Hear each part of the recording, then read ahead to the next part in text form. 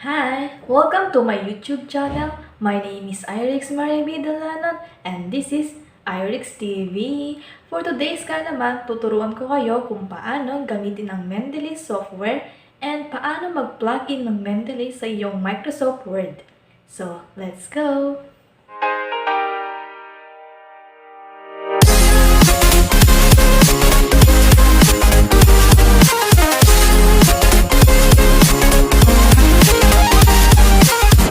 By the way, this video is remake or redo of Sir Edwino's Prime video. You can visit his channel and don't forget to subscribe. So first, i-define muna natin kung ano nga ba ang Mendeley. So Mendeley is hindi lang ordinary software application but it will help you in research. So Mendeley is a reference manager and academic social network. So dito, sa paggamit ng Mendeley, makakapag-access ka sa research articles online and also it helps you to create bibliographies automatically. So, mas convenient siya kung or instead sa pagmamanual mo na paggawa ng bibliographies. And also, aside of this, makapag-collaborate ka rin sa ibang researchers online. So, ngayon, tuturo ko ngayon kung paano mag-download ng Mendeley. So, let's watch this till the end. So, punta tayo sa process of downloading Mendeley. So, ngayon, punta ka sa Google Chrome or other browsers and then search nyo lang www.mendeley.com. Here, i-click nyo lang yung download. Pindutin nyo lang to kung ang inyong operating system is Windows and meron ding option kung pang Mac or Linux. So, i-click lang natin. Hintayin lang natin na ma-complete download. So, ito, kompleto na siya. And then, i-click nyo lang yung downloaded. Here, mag-install na tayo. Right-click. And then, click mo open. So, agree. Next. So, para ka lang nag-download or nag-install ng ordinary software. Kapag na-install na natin itong application, mag-sign in tayo using our accounts. Click lang natin sign in. And then, hintayin lang natin. So, ito na ang ating Mendeley desktop. So, ito yung appearance ng ating Mendeley desktop. Dito yung mga tab na File, Edit, View, Tools, and Help. So, dito i-click lang natin itong Tools. And then, Install MS Word Plugin. I-click mo lang yan.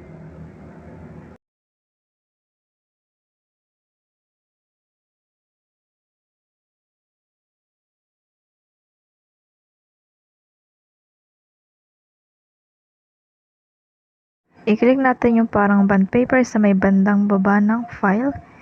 And then, dadalhin ka niya sa iyong file manager.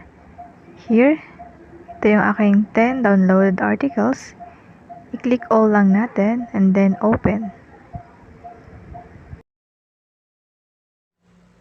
Lalabas dito sa right side yung information or yung details ng ating download articles.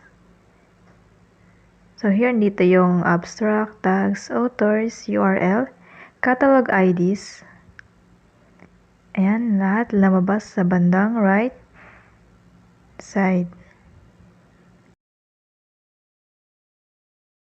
So here, nag-generate automatically yung ating bibliographies with regards to the downloaded journal articles or research articles. And then, i-open natin siya sa MS Word.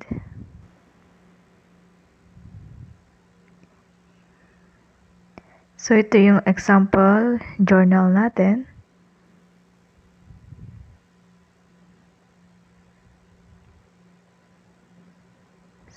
So, here yung references.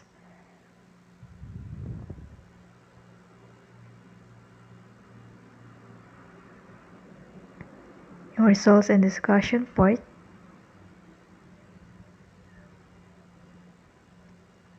Process references open in Mendeley or insert citation.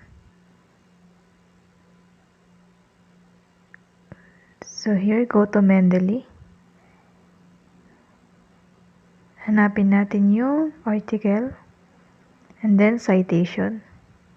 Here, lalabas itong format na American Psychological. So here, o pwedeng IEE, pero here for research, mas gamitin natin yung American Psychological Association.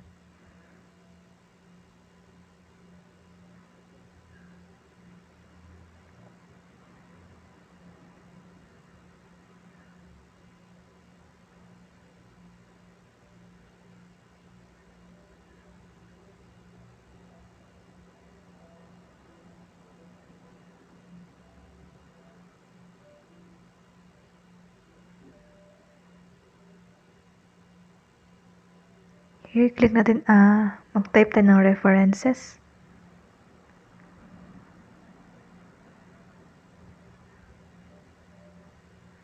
Insert bibliography.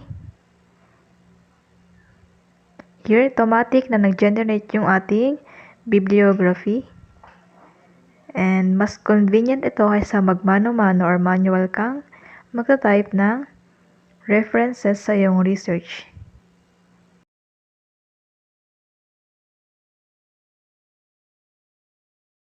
Some journals are complete and some are not. So here, i-edit natin yung journal, yung details niya. Edit natin yung year. Yes, here, 2001. Can make it to 2020. Issue or volume. Volume 4. So here, we need to type it manually to satisfy or to complete the details of this article, and then save it.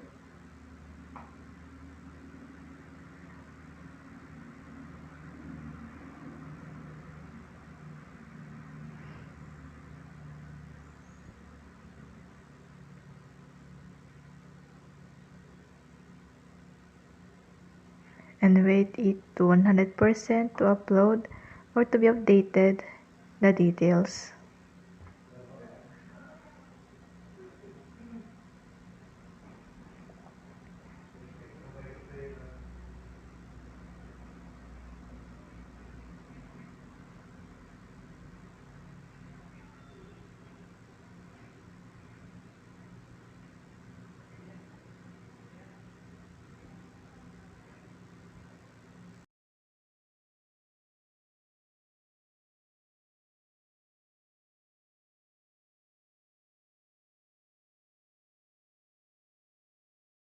Here, balik tayo sa ating Microsoft Word. And then here, nakita natin na nag-update yung information sa ating reference. So, nagbago yung year of publication, naging 2020. So, here, kapag hindi gumana yung ginawa nating pag-edit, i-click lang natin yung refresh dun sa bandang taas sa may references. To be updated are references. Here, refresh natin. So here, nagbago yung ating information or yung details na ating in-update sa Mendeley.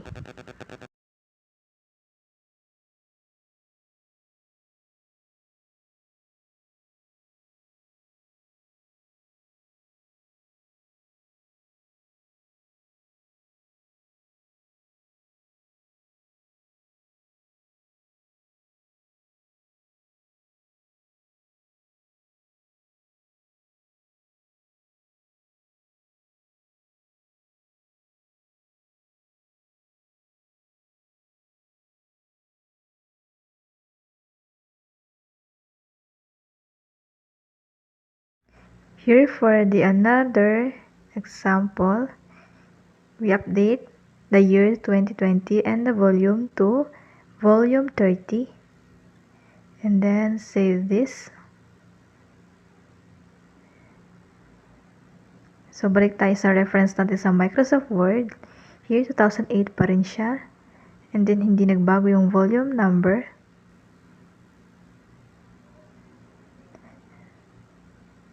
So, i-click natin yung refresh.